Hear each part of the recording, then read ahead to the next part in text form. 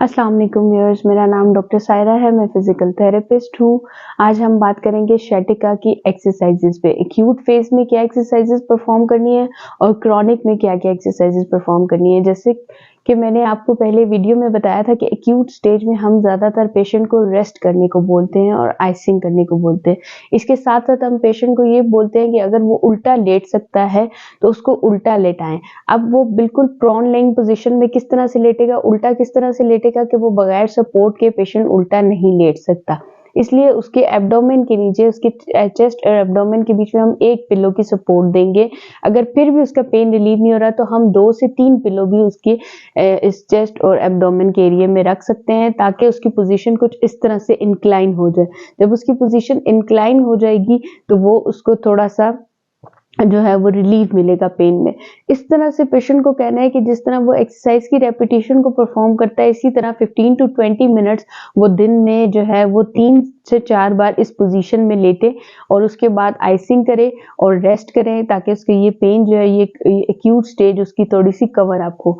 जब acute stage cover up हो जाती है और 2 से 3 वीक्स में पेशेंट जो है वो क्रॉनिक स्टेज की तरफ आ जाता है, तो जो नर्व की टाइटनेस रह जाती है, बाकी जो उसका जो डिस्क का इशू हो रहा होता है, वो उस तरह प्रोन लेइंग से लेटने में और एक्सटेंशन करने में, वर्टिब्रास की या बैक एक्सटेंशन करने में उसका काफ़ी वो मसला बेहतर हो चुका होता है। लेकिन जो उसकी अकड़ाव है, पट्टों का अकड़ाव रह जाता है या नर्व की टाइटनेस जो है वो रह जाती है क्रॉनिक स्टेज पे। फिर हम उससे क्रॉनिक स्टेज में ज़्यादा से ज़्यादा एक्सरसाइज की तरफ लेकर आते हैं पेशेंट को, ताकि ये एक्सरसाइज करे तो अब जो टाइटनेस आ चुकी है इसके मसल्स में वो रिलीव हो। तो पहली एक्सरसाइज जो हम पेशेंट को करवाएंगे, उससे हम ये बोलेंगे कि वो सीधा बेड पर लेट जाए। उसके बाद वो अपने दोनों टांगें जो हैं वो सीधी बेड पर रखें और फिर अपनी एक टांग को मोड़े और अपने घुटने को अपनी चिन की तरफ लाए, जितना इजीली वो ला सकता है। ठीक है, अपनी चिन की तरफ। ये मैं नहीं कह रही आपको कि घुटने को मोड़ के चिन को टच करना है, टच नहीं करना। जितना इजीली आप घुटने को चिन की तरफ ला सकते हैं आपने लाना है और फिर इसको होल्ड करना है आपने 10 सेकेंड के लिए। इसी तरह फिर ये वाली टांग जिससे आप परफॉर्म करें, इसको सीधा करना है और फिर दूसरी टांग के साथ भी आपने यही करना है कि टांग को मोड़ कर चिन की तरफ लेकर आना है, जितना इजीली आप ला सकते हैं। इसके बाद आपने ये जो आपकी अफेक्टेड साइड है, जिस टांग में आपको दर्द है, उसके साथ भी ये करना है और जिस टांग में दर्द नहीं है उस लेग के साथ भी आपने ये एक्सरसाइजेस परफॉर्म करनी है। इसके बाद सेकंड एक्सरसाइज जो आप परफॉर्म करेंगे, उसमें आपने जो है वो ऑपोजिट जो है वो शोल्डर की तरफ, अभी तो आप चिन की तरफ ला रहे थे ना, अगर आपने अपनी लेफ्ट लेग उठाई है तो अपने राइट शोल्डर की तरफ उसको लेकर आना है।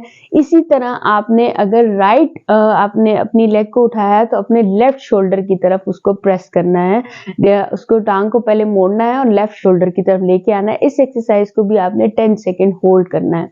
ये दोनों जो एक्सरसाइज मैंने बताई हैं, इसकी आपने 10-10 रेपिटेशंस करनी है। 10-10 रेपिटेशन करने के बाद आप अपनी टांग को रेस्ट देंगे और फिर हम थर्ड एक्सरसाइज की तरफ आएंगे। थर्ड एक्सरसाइज में आपने अपना एक नी जो है वो बेंड करना है और दूसरे जो साइड है, जो आपकी अफेक्टेड साइड है, जिस लेग में आपको पेन हो रहा है, उस लेग को आपने नी के ऊपर इस तरह करके उसका एंकल या उसका फुट आपने नी के ऊपर रखना है और उसके बाद आपने वो अपनी अफेक्टेड साइड को ऊपर की तरफ उठाना है। जब आप उसको ऊपर की तरफ उठाएंगे तो मैंने आपसे जैसे पहले वीडियो में बात की थी कि या तो बैक की वजह से जो है वो ये प्रॉब्लम आ रहा होता है या पीरिफॉर्मिस मसल की वजह से प्रॉब्लम आ रहा होता है। तो पीरिफॉर्मिस मसल की वजह से अगर प्रॉब्लम आ रहा है तो इसमें आपका मसल भी स्ट्रेच होगा और आपकी बैक भी स्ट्रेच होगी। आपने अपनी एक टांग को बेंड करना है और जो अफेक्टेड लेग है उसको 4 बनाकर, मतलब उसका पाँव जो है वो आपने नी पे रखना है और फिर उसके बाद पूरी टांग को ऐसे ऊपर की तरफ उठाना है। इसको भी आपने होल्ड करना है और इसकी भी आपने 10 रेपिटेशंस करनी है।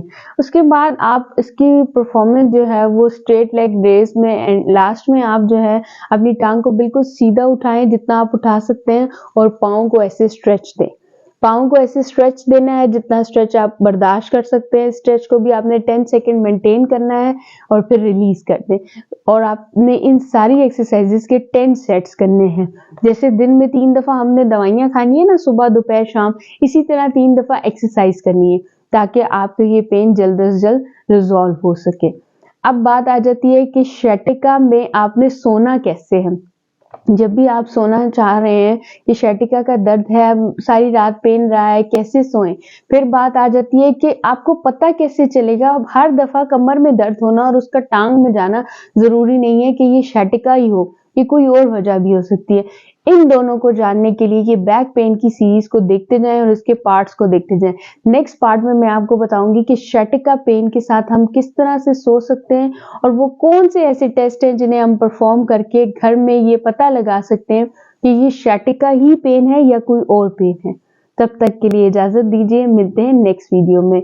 अपना ख्याल रखिएगा, चैनल को सब्सक्राइब कीजिएगा, वीडियो को लाइक कीजिएगा। कोई भी क्वेश्चन हो तो मुझे कमेंट कीजिएगा। Thank you so much for watching.